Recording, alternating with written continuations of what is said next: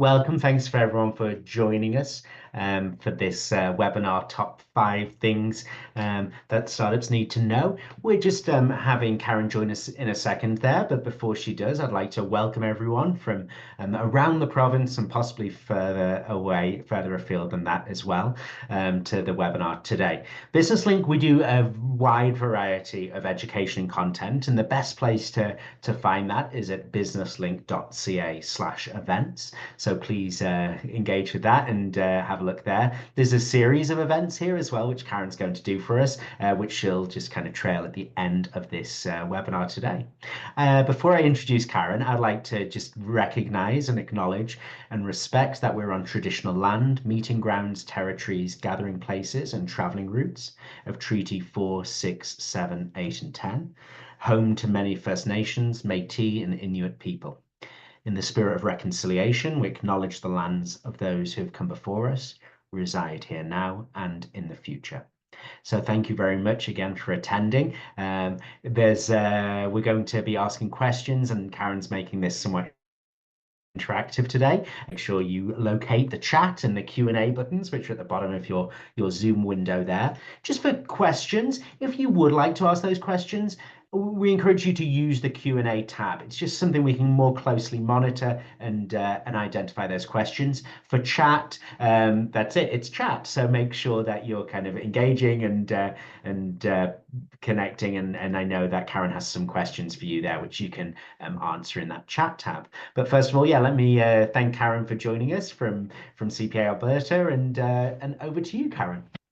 Okay, thanks so much for inviting me. I have about 1 hour to spend with you today, and I'm looking forward to making this as interactive as we possibly can. And I'm a CPA, and I do this strictly on a volunteer basis. And I go out to schools, businesses, libraries, all sorts of places to discuss financial literacy. So very pleased to be here. There's about 200,000 of us CPAs in Canada that do this sort of thing. Not all of us are involved in financial literacy, but we certainly look forward to being out in the community and giving back. We do this for our professional development and look forward to anything else we can learn or impart to you as we're presenting. So let's make this interactive if we can. The first thing I'd like to start with is, by a show of hands, if you can find the raise the hand, I'm going to ask you what type of business that you're in, whether you're a small, medium, or solo, or just starting up. So can you tell me how many are in a small business? Okay. And then in a medium,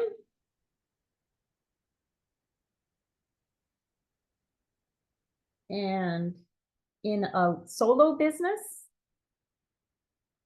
and just starting up, trying to think about things. Did I go too fast on that? Have we got some results? We've got we've got one. We got Dr. Rayal Kuen in the chat. He says he has a small business. And for other people, if you'd like to use the chat to put those there, for those, we got Aisha Ahmed says they have a small business as well. Karen, when we say small business, what are we talking about in terms of employees? Like how many? Well, in terms of employees, it's not so important as in terms of the revenue being less than 500,000. Okay. Yeah. Okay. So 500,000. Karen, just so you know, you're not sharing your screen right now. No, I will. Okay, that's fine. Okay. So we've got people. So it looks, Karen from the list here, we've got small business starting out, solo business, home based, just starting out. So I think we're all in that small to micro business there. Okay, and then a couple other little nuggets I want to leave with you before I start my presentation are, I'm curious about your industry and what industry you're in. So if you could add that to the chat area. And then I'm going to later on in the presentation ask if someone would be willing to make a little 2-minute pitch presentation about their business to us. So be thinking about that. And the types of things that I want you to think about is talking about your product. Why did you choose this product over something else? What about the demand for it? Do you know that there's a demand? Who would your target market be? How are you marketing your product? And how much are you charging for your product? Those types of things can be in the back of your mind as you're listening to the presentation. So if we're okay to proceed, I'd like to start sharing my screen. And Matt, if you see some information about industry or anything you'd like to share, go ahead. For sure, we've got quite the range. So we've got yard cart rental, massage therapy, business consulting, software development, facilitator for true colors and life skills. We've got web and brand design, and skin products. So really quite a range there of small businesses. So thanks for everyone adding those. Well, that is great. With that in mind, we'll be able to have a really great presentation. I didn't join early enough to hear whether you talked about me just yet, Matt. Had you introduced? Yeah. Okay, good. And so I'll interject where I can about my little businesses, but I'd really like to draw on your experience because that'll be quite valuable. Okay, so let's move forward then. This is what our agenda will look like. We've already covered the introduction, and next we're going to go through types of business structures. We'll talk about business plans, cash flow and financing, staffing, taxes, and we'll close with some more question and answers. So I'd like to start with talking about what is the definition of a startup? The definition of a startup is a business that's really been in operation for less than 3 years. And interesting to note is over half of new startups are run part-time. People get into them because it's their hobby. They start with a small seed capital of their own personal funds of less than $5,000 and just run it on their own ideas and their own desires. And they're mostly focused on the actual product idea rather than how to run the business. So interesting as well, 32% of the startups are tech-based. And I heard a nice variety of businesses being operated here. I didn't hear all of being tech-based, which was really refreshing to hear. And like we've already discussed, solo run businesses with no real employees. Okay. And so that makes the solo business operator that's sort of the all-in-one, all-encompassing. You're responsible for absolutely everything. And that's partly what we want to discuss here. How do you get around, having to do everything? And many of you, it sounds like you're past that point. So we'll also remember that as we discuss this. So just so you're aware that statistic there, the solo run businesses with no employees do account for 1.3 million of the 2.4 million total businesses in Canada. That's a staggering statistic. It's very, very interesting to know that. So let's move on to the types of business structures that you may be interested in adopting or have already adopted in your businesses. There are 3 of them we'll discuss. One is the sole proprietorship, one is the partnership, and one is the corporation. And they're used in different instances, and there are different advantages to having each of these. So we'll go through those one at a time now. Sole proprietorship is the simplest way to start your business, and it's the least costly alternative. Your net income is reported on your personal income tax return.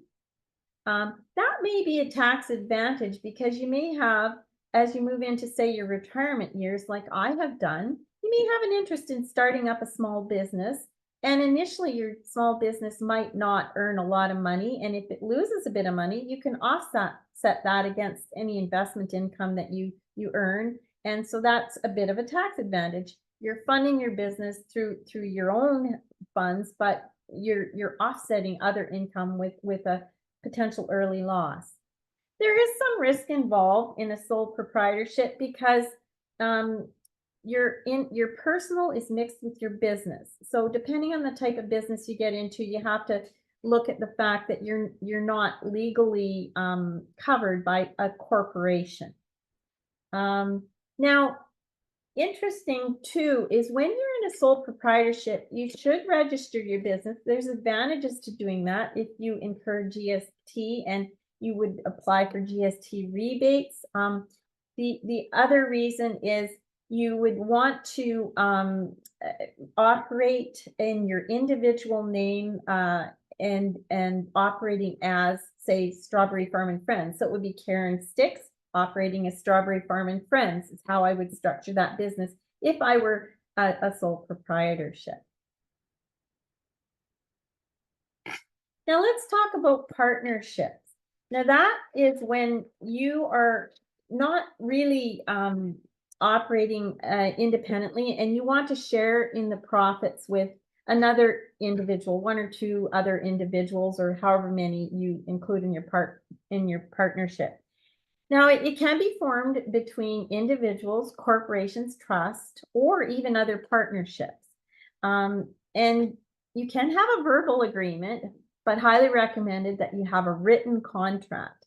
When it's written, there's no confusion. People know what you've agreed to, and you can always refer back to that contract. And so that has a way of being reported on your tax return as well. There may be a T1, T2, or a T3 way of reporting it, depending on how your partnership is structured. So that's something that you can delve into in more detail as you decide whether that suits your business. The last way of structuring your business is as a corporation. Now, this is a separate and distinct legal existence, and from you yourself or one of the shareholders. It's a little more costly to set up and administer. There are definitely certain tax advantages, and the legal coverage on that, where your business is the legal entity rather than you as an individual, is certainly one of the biggest advantages. And another advantage, you can select any month as your year end, which then ties into some of the tax advantages. Now, I talk about the small business as being no more than $500,000 of revenue or $10 million of assets. And so you qualify for a small business deduction in that, which federally and provincially you would be paying taxes. So say you were larger, you were a medium-sized business or a large-sized business, your federal tax rate would be 15% and 8% provincially. Or if you qualified for the small business deduction, it would be 9% federally and 2% provincially. So there's a significant difference in the amount of tax that you pay when you're a small versus large. Now you compare this to your personal tax rates, and you got to kind of take a look at, if you're personal in a high personal tax bracket, it may make sense to incorporate and defer the tax that you pay and only pay yourself a small part of the business, so that you're not when you're in a startup position, you're not paying a lot of tax, and initially you wouldn't be. So there's a lot of different options here. There's the three that you can look at. The majority of people start out with the proprietorship, and that's because most people start out as an individual. Have we got any questions at this point? I'd just like to take a breath and a break and just make sure.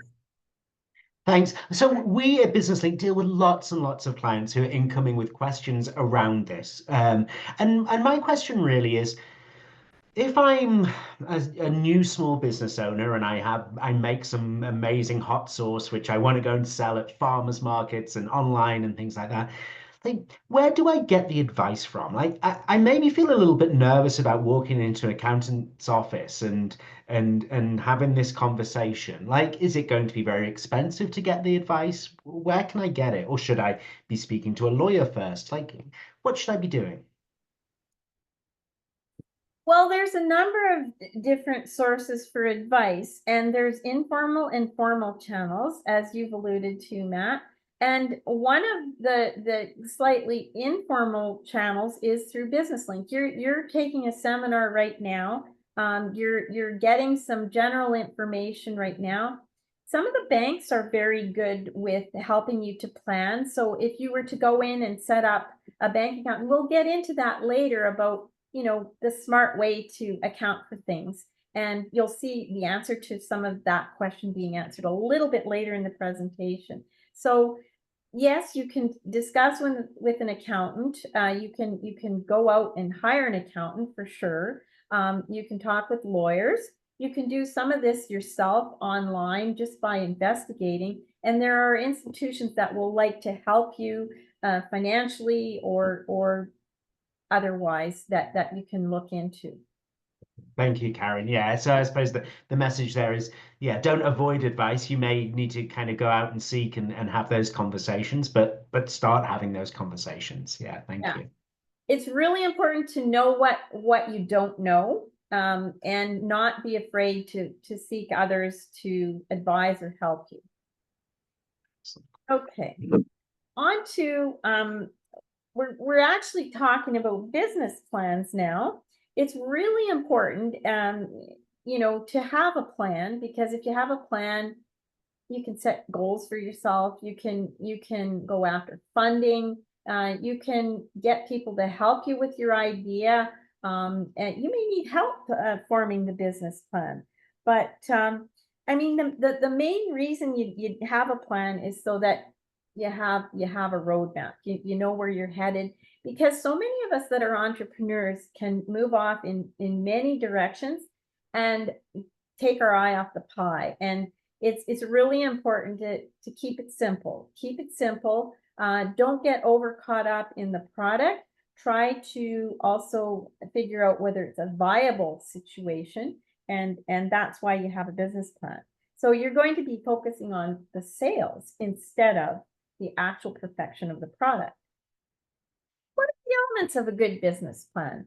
And maybe some of you already have a business plan and some of you don't, but part of the presentation is I'd just like to briefly go over that if I can.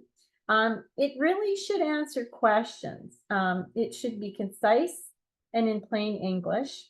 And the breakdown of it is a cover page, a table of contents, an executive summary, and it'll talk about your overall goals and objectives, and then it will introduce the management. Should also contain a marketing strategy, financial projections, a list of any advisors that you have, and a conclusion. And then any appendices to help support your plan can be included at the end. And I'll pause again there to see if there's any questions. No questions directly on the business plan, but just a little bit about kind of going back onto the tax thing, onto tax there. So once someone asks, as a corporation, is it possible to add shareholder investor from another country? And what would the process be? I know it's a little bit off. Yes, it's definitely possible to add an investor from another country. And that is the kind of complication that I would think would at least need a professional accountant or a lawyer involved, one that's familiar with that type of transaction and how that would affect the taxation of it. Yeah, perfect. And the other question here is those business tax rates that you mentioned earlier, do they only apply if you're incorporated? Uh, yes. The ones that I mentioned before, the 15 and 9 and the 9 and the 2, federally and provincially, that was for if you are incorporated. Yeah. Yeah. So it's more if you're a sole proprietor, it's your personal income tax, isn't it? Yeah, and like I mentioned and alluded to, if initially you're incurring losses on your business, that can be offset against other income. And so a partnership loss would be split up amongst the partners, very similar to the way a sole proprietor would include the loss in their income. You just include your percentage in your income. Yeah. Perfect. Thank you so much, Karen. Mhm. Okay, so let's, if I can, now I'd like to involve a couple people. I'd like to ask for a volunteer. I wanted you to be able to describe your product in about 2 minutes or less. And I want you to talk about why you chose this one over another idea. Talk about whether there is a demand for this product or service. How do you know there's a demand? Who's your target market? How will you market the product or service, and how much will you sell it for? So I'm going to ask Matt if he will select a volunteer. We'll do 2 of these. We have time for 2. And if I could please ask for a show of hands and go forward. Yeah, perfect. So just while someone kind of thinks through that for themselves and they can perhaps just volunteer in the chat there, that would be the definitely the best place to do that. And don't worry, we'll guide you through this. So we're not going to be kind of put on the spot too much there as well. So if you would like to be the volunteer, please add that to a chat. But I've got, isn't it, while we kind of wait for someone, Karen, I very possibly could be the case study while we wait for someone. If you would like a first volunteer, I could be it for my imaginary business that I'm desperate to start. We don't have any volunteers in the chat, Okay. so we might And want to. I could use some of my ideas too once you're finished, Matt. If we don't have a volunteer, that's okay. Matt and I can be the volunteers, and then once you hear us speaking, you'll see that it's not a big deal. Yeah. Do you want to go first, or would you like me to go first, Matt? You go first, Karen. Okay, here I am. Okay, I'm going to start with my strawberry farm and friends business. So I have 3 little businesses, even though I'm semi-retired. And strawberry farm and friends. I have skiers with Stix, and I also have a little accounting consulting business where I do some small business tax returns. And I'm gonna pick my strawberry farm and friends business. The reason that I started this business, it's a garden market, and it's a quarter section farm, and COVID was around, and I knew a lot of young people who were unemployed who might need some employment. And so it wasn't so much the product that made me start thinking about what to do. I was trying to figure out what to do with some young people that were unemployed. So I had the farm rented out to a farmer to put some crops in, and I have a small forest area that there can be some exploration, and I don't allow hunting on the farm, but I had this area that I could create a garden market situation. So I hired some young people to build some raised garden beds. I put an irrigation system in with the idea also of that I would take this product to a farmer's market. So over the period of COVID, we built the beds, and we eventually took things to the farmers market and made a small profit. We had to come up with some ideas of what to charge for our products, and it had to be competitive with who else was at the farmers market. We had to compete against those who were being funded by the government. So in the end, I decided there isn't a really big demand for the service, And I am on the other side of that, sort of backing out after attempting it for 5 years, but still working on hiring young people as being the main focus of the reason for the business. I knew there was a demand for the product, but it became so competitive that it was very hard to keep up with. My target market was just people in general in the community. And how I marketed the product or service was through creating word of mouth, and also joining the farmers markets. They did a lot of the marketing for me. I did not end up creating a website for it. And how much I sold the product for, it varied depending on what the product was. There was all sorts of vegetables, and there still is. And there was also canned products as well. So that was my business idea. And I never did a formal business. Well, I did an informal business plan, but I never went after any funding. But it was just something I wanted to do, and that's how I took off with it. My skiing business was different. My little accounting business was a little different than that. But that's one example of how informal it was and how I got it up and running. How about you, Matt? Perfect. Well, mine's a business idea. I can perhaps talk through here. So, the product or service in 2 minutes or less would be a bike repair maintenance shop, ran in Brooks, which is a small town, 12,000 people in southern Alberta, but they don't have a bike repair. They don't have any bike repair shop there. I think Canadian Tire does a little bit, but other than that, you got to travel 100 kilometers to Medicine Hat to get any work done on your bike. And the plan would be that my son would be there in time when he's a teenager. He would work there, and he would be the person who does it. And that was why I would choose that over other ideas, sort of get him into entrepreneurship young and early. I see that there is a demand for the service because people do currently travel with their bikes 100 kilometers to get even just a little an annual service done on it, which is inconvenient. How do I know there is a demand? It is anecdotal. So I would encourage my son, when he does this, to do some market research, to actually speak to people in the community and find out what they're currently doing. But I just know it from hearing from people. I would encourage market research.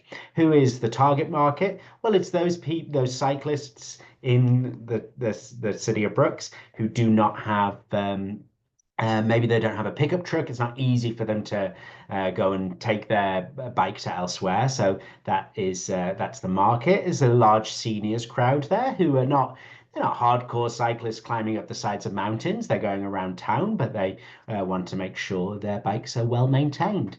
How will you market the product or service? We can start by doing things like yard signs and kind of traditional things, and then maybe run some Facebook ads to that target market of seniors who spend time on Facebook. And how much will we sell it for? Well, we've not decided yet, but we'll probably avoid an per hour pricing structure, and it'll be for the service. So we'd kind of have packages, silver, gold, bronze packages for various types of service. But it's really not kind of the higher end type of servicing. These are things like changing tires, making sure that chains are oiled, and those types of things, more than doing huge changes in gear sets or anything like that. Excellent. You have a small niche market that you can service with your product, and it sounds like you won't have to invest a lot to get it started. And that's a great summary. So at this point, we'll either continue with the presentation, or if someone who already has a business, like I know we had a few people that have businesses, if you're interested in sharing with us, we'll give you that opportunity again. Yeah, and we can always kind of jump them back in at the end there. There may be a little bit of stage Okay. fright. Oh, Yeah. and that's fine. Okay. So, the next thing I wanted to talk a little bit about is in cash flow and financing. Now you can see that with Matt and I, we discussed our startup businesses.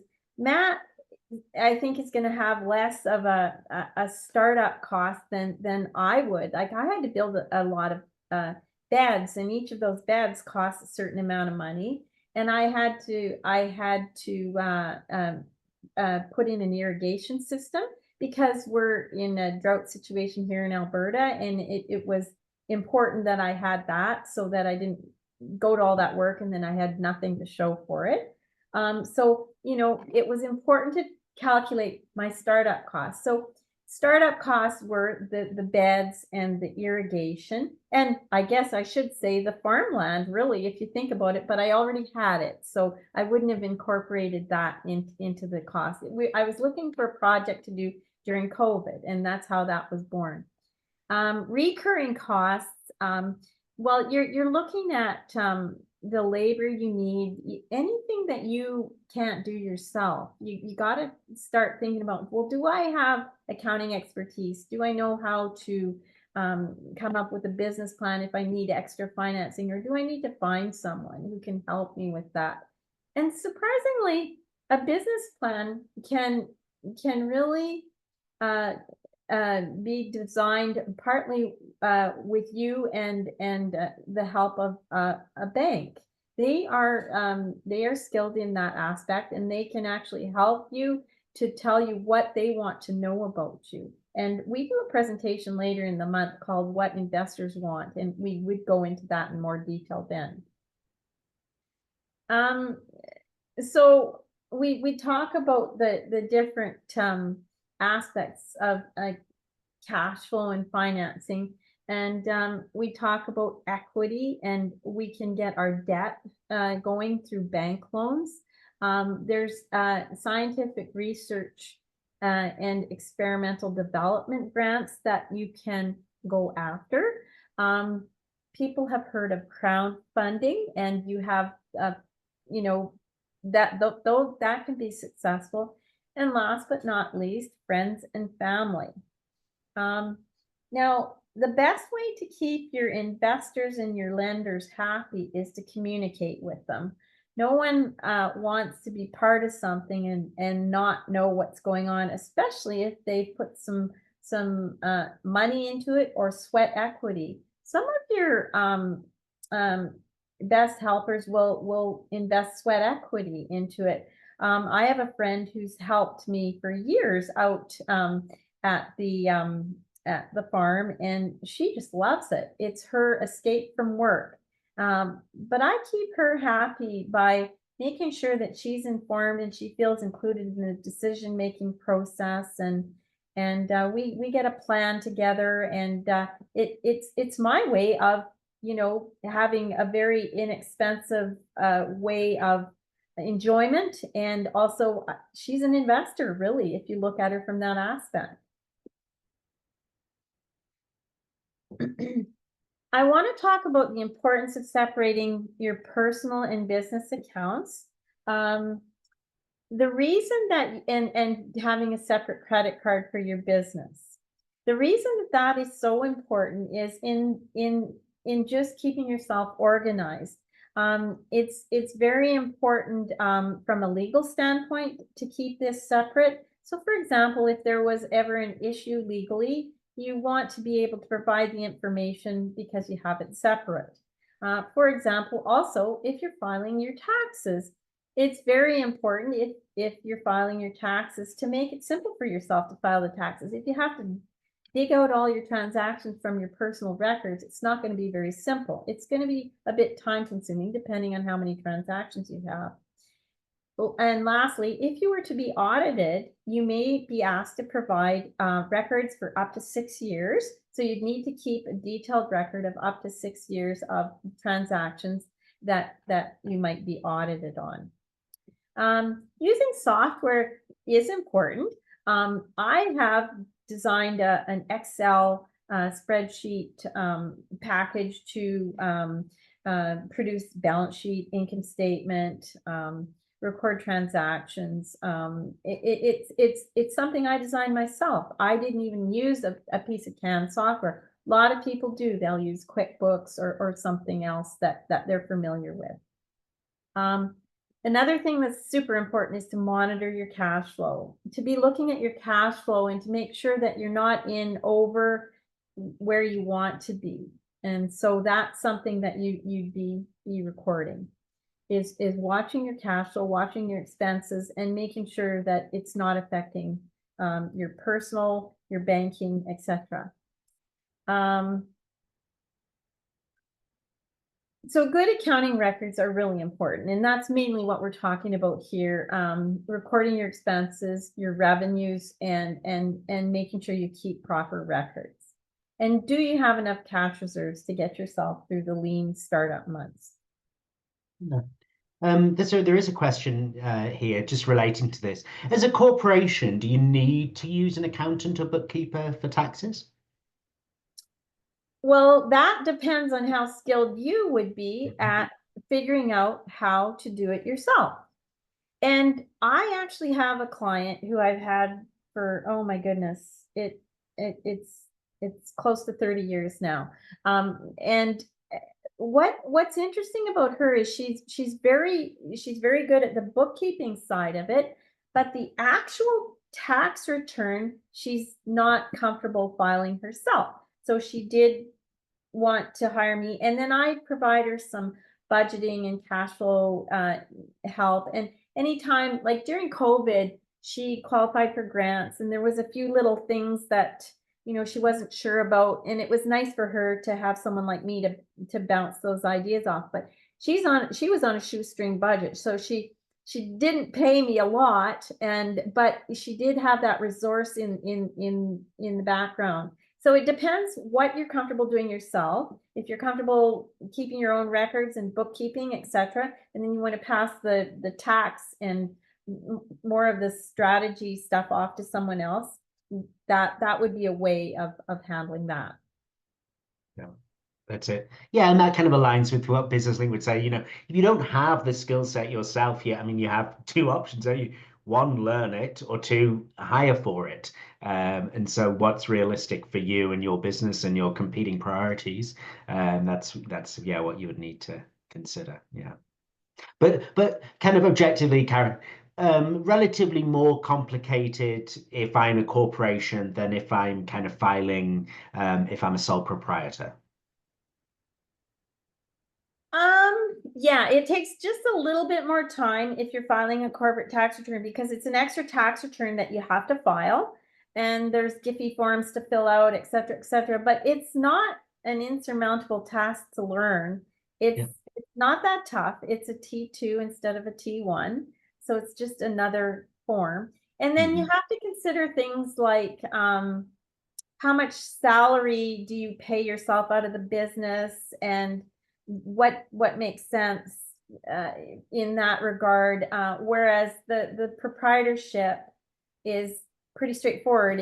It's offset that year against your income. You can carry your losses forward for up to 20 years in that instance, and apply it against other income. So I mean, there's a lot of advantages to keeping it fairly simple when you're starting out, before you know whether you're going full steam ahead. But I would say that some of these physiotherapy, there's, I think if I'm not mistaken, someone's a physiotherapist. Massage therapist, I think. Oh, a massage therapist. Okay. It sort of depends where you're at in the business and how large you've gotten as to what you want to do here. So the answer to your question is it depends. Okay. Yeah. Love it. Thank you. Here we go. Okay, we already talked about this, and this comes up now, especially because we're talking about, well, can I do this myself or should I hire it out? Well, the reality of it is you can't do everything, and staffing is very, very key as you grow. So do you already have someone that can help you with the sales, marketing, admin, finance, bookkeeping? or do you have to seek that out somewhere? And you want to do that while you're growing before it's too late. Because before you know it, you're trying to be all things to all people, and that can be the end of it because you burn yourself out. Granted, you have to be financially viable to hire some of these services. So it's sort of a catch-22 situation, but staffing's critical, and having the ability to call upon experts to hire you as you grow is really important. I wanted to talk about taxes a little bit here. We already did talk a little wee bit about them, but we'll just delve into it in just a small bit more detail. There's the two main types of taxes. Now, we're in Alberta, so there's no HST, but there is GST. And so that's something that you need to be aware of in your business. And you can apply for you'd have to if you charge GST, you only need to charge once your revenues are greater than $30,000. So if they're under $30,000, you don't need to charge GST. You might be incurring some expenses and paying GST on the expenses. So if you have a GST number, you can fill the form in and put down what the GST is that you paid on these expenses and qualify for a nice check back from the government on those. And so that's the importance of having a GST number and reporting that in. Question a lot of people always have is, what is tax deductible? And a really simple way to answer that question is, if it was used to incur income, generally speaking, it is in fact tax deductible. Okay, now some of your startup costs you may have to capitalize and amortize over the appropriate tax life, but that's a good general rule to remember, is if it was used to incur business, your revenues, it is deductible. Now I'm going to talk a little bit about how the losses work on businesses, because generally speaking, when you start up, you will have losses. You can carry them back 3 years if you don't need to use them and you had income and suddenly your business starts to lose money. You can carry that back and offset it against the income you had, and have that tax refunded to you. And I also mentioned you can carry it forward 20 years and offset it against income for 20 years. And let's see. Yeah, that's what I wanted to say there. And then we talked about the different tax returns. For the proprietor, they're going to be filling in their personal tax return, the T1. The partnership, depending on the volume of business you're doing, you're either filling in a T1 or a T2. And then a T3 is a type of a trust partnership that you would be filling in. A corporation, you'd be filling in the T2 for that. We already talked about the importance of keeping the receipts, and I'll mention the 6-year mark as well. You keep things for 6 years because the CRA will audit up to the previous 6 years. And they're on a little bit of a mission now because the government needs money. So they're, there will be audits if they can see that there's some volume for them there, some money, and they'll look to audit. So what do they look for in an audit? They are looking for you to provide the information in either electronic or paper form. They do appreciate electronic. They'll ask for receipts, proof of receipts, and they'll ask for the proof of your revenue and expenses and your capital assets. And so if you can provide that goes a long way. Make it efficient for them. They're not an enemy. They're simply doing their job, trying to make sure that you follow protocol in filing your tax return and operating your business. And in terms of keeping that information virtually, like in the cloud or on your computer, that's fine? Or do I need a a filing cabinet with the hard copies. Yeah. So it's great if you want to keep it virtually, that's best, because a lot of everything is conducted over your computer now, just like what we're doing. And if you can provide the copies as they ask for them, just a PDF version for them as they ask for it, that's perfect. And in fact, even if you have a hard copy and you don't have it on your computer yet, like you haven't scanned it in, you can do that at that time. It's whatever is going to be expedient. Always best to have, if you have a combination of two, have a specific file for your business. Most businesses start up with one file folder, and that's okay. As long as you know where the file folder is and you know how it's organized, you can always access what you need from it. For that example, your business plan may even be in that file folder. The receipts that you've used to start up your business may be in that folder. You may include your business, if you're a proprietor, you may include that in your, say, your 2024 tax file that you have as an individual. Just as long as you know where it is and how it's kept. And as you grow, you need to start expanding your system. And I mean, have a separate credit card, a separate bank account. That we already spoke about that. Really important not to mix things in. It's faster for you to prepare from separate records.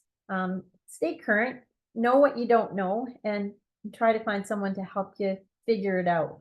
And there's lots of people out there that are looking to help and volunteer. And there's also, you know, institutions like Business Link that you can be in touch with to take some of these seminars or ask questions of.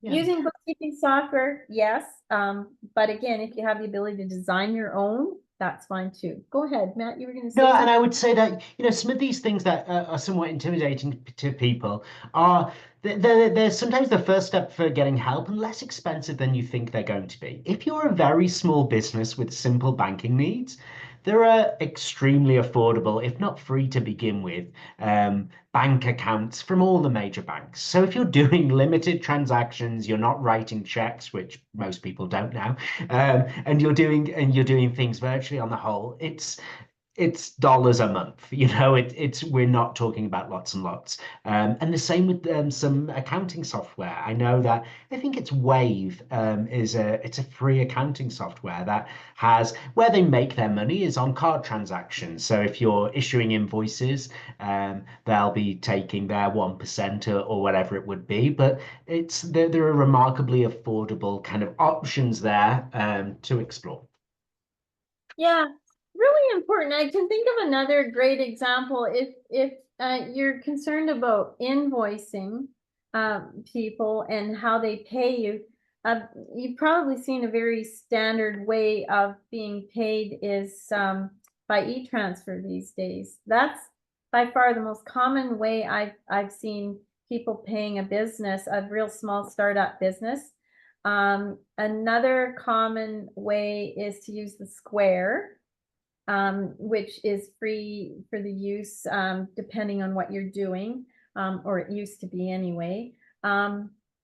People do use cash, but you have to be careful with cash. There's other types of currencies that I don't have time to talk about in this presentation, but certainly an invoicing system where you can even just go into Staples and buy yourself a receipt book. Very straightforward. You don't have to make it complicated, and then you can refer back to that one book anytime you are. That I'm thinking of the massage business in particular. Just issuing a receipt, and there you have your record. It'll balance to your deposits, and away you go. Yeah, I have my skate sharpener. The guy who sharpens our skates, he takes e-transfer and cash, and that's it. Yeah. Right. Okay, so just to talk about starting off right, just start yourself on a bit of a shoestring budget. Research first. The grass isn't always greener, so make sure that your business idea that you have is viable. You may want to start it anyway. because it's your hobby and it's something you're doing for the community, like I did in COVID with the Strawberry Farm and Friends, and I will continue to do it. But I'm smarter about, you know, I've incurred all the big startup costs, and I know where it makes sense to put the labor and what to do, and which farmers markets to go to and which not, and having some recurring business with regular customers now. I don't have to go out and pound the pavement for new business. So you know, you may continue to progress even though it doesn't look easy right off the bat. You want to do it anyway. Keep your business finances separate and watch that cash flow. Don't get into excessive debt over your zeal for business and your desire for entrepreneurship, because us entrepreneurs tend to get really excited about our businesses, and we can forget to be practical at the same time. And if you want, you just take courses, read books, talk to your friends, talk to experts about what you don't know when you're starting your business. So just to cover off what we went over, we talked about the three main types of business structures. We talked about proprietor, partnership, and corporation, the importance of a business plan and what should be in it. Talked about cash flow and financing issues and concerns, and how the income taxes can impact you. And just, yeah, we talked a bit about tools and resources. Know what you don't know and don't be afraid to ask. There's lots of assistance out there, people that want to help and see you succeed. I would like to say that will conclude the formal part of the presentation. And at this point, I'd like to invite any questions, any comments, and anybody who wants to share with everyone and help us all learn from their experience or what they are feeling and thinking. We don't have a lot of time left, but we have some time. So if you have anything you'd like to bring up, ask about, please do so. Matt, you're muted. Who does that? Sorry. We've got about 6 minutes left and we've got some great questions. So I'm going to dive in. Karen, since you have 3 businesses, do you register them separately or are they under one business name? They're under one business name. They're all sole proprietorships. They don't make a lot of money. They're my hobbies in retirement that make me a little bit of money. And so that's how I register them. I keep them very simple. I've got a kind of follow-up question to that. So let's say I do want to start a very small business where I'm not even sure if I'm going to make money. My hot sauce business, I want to go and sell at farmers market. Do I have to bother with all this type of thing if I'm not going to make any money anyway? Can I just go out there and start selling? Well, yes, in answer to that question, you can do that. But I'll tell you one thing. The first thing is, before you can get into the farmers market, for example, you have to take a course from Alberta Health Services. So it's not a tough course, but you still have to take it. So you have to go in with the idea that you're going to do it right. You're going to put your best effort in, and you're going to follow the rules and regulations. And if you do earn money, you have to report it for tax purposes. Perfect. Yeah, Alberta we don't have any kind of micro entrepreneur allowance, which they have in some countries, where you can kind of do a little bit, $1,000 a year. If you earn income, you report it. Yeah. Um, yeah. In truth, to the answer to your question, there is a threshold at which they're not looking very carefully at you. So you're right, but it's good to report income that you're earning for sure. Thank you. Suzette asks, as the owner of a sole proprietor, when I pay myself a salary, do I pay myself as the owner or an employee or an employer? You can give yourself whatever title you want in your business. It's your business, so it doesn't make a difference to the tax department what you call yourself, as long as you're reporting what you pay yourself. Okay. And it will be reported through the T4 system. So you issue yourself a T4, or if you're if you're paying yourself as a contractor, you have to report that as contract income. Okay, thank you. And then we have a question from an anonymous attendee. I wonder if the question is needs to be anonymous. What if you've used personal accounts to pay for your startup before getting your first clients? This will be very common. How do you fund your business without them mixing? Is it just a separate credit card only used for business enough? What if you're paying it off with personal funds? Is that still mixing? Yeah, that is extremely common. And as long as you can keep track of what you've spent and you have backup for what you've spent, you record that as you would in your business. So, for example, I paid for my irrigation system out of personal funds, but I expensed it in my business because it's a business expense. Now, that helps to create a loss, but it was something that was very necessary because of the drought conditions. It was used to incur income in the business, for sure. Yeah, and I think people kind of worry around this, but really it's just about making it easy for yourself. There's no legal requirement to have separate accounts, but it's more challenging when it comes to the administrative part of it, hey? And generally, the tax department, the types of questions they're going to ask you are going to be, if they audit you, they're going to be surrounding the type of income you're earning. And again, that threshold that they're under, I don't know, under about $10,000 or $5,000, they're not going to be asking too many questions because it costs them a lot of money to ask questions. Mhm. We've got one final question as we get to 11:59. Alexander asks, I am in the pre-startup phase, and I think there might be a few people here. When should I register as an entity? When should I start doing things? Well, I invite you to start right away. If you're serious about it, just that exercise of registering yourself, getting yourself a GST number so that you can, if you incur expenses, you can file your GST return and get back any GST inputs. And registering yourself as a business is just it's an hour job. Go for Mhm. it. Do it. It puts some credence to what you're doing. It's so true. Yeah, I used to work kind of have an office near there where they did business licenses at a city, and people would love that moment. It felt like they kind of putting their shingle above the door or whatever. Yeah, it was great to see. Well, thank you so much, Karen. We're right at 12 o'clock there. We have you back for two more webinars before the end of the year there. Do you want to just speak a little about those?